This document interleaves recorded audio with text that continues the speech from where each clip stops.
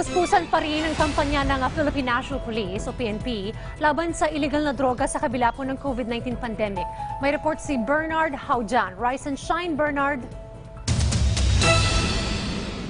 Umabot sa mahigit 92,000 pesos na halaga ng illegal na droga ang nasabat ng mga otoridad sa mga operasyon sa Metro Manila. Unang nakumpiska ang 4,300 milligrams ng shabu na may street value na 2,924 pesos mula sa dalawang suspect sa Caloocan City bandang alas 11:15 kagabi. Sunod na nasabat ang 5.7 grams ng shabu na may halagang 38,760 pesos mula sa dalawang suspect sa Navotas City alas 11:45 kagabi.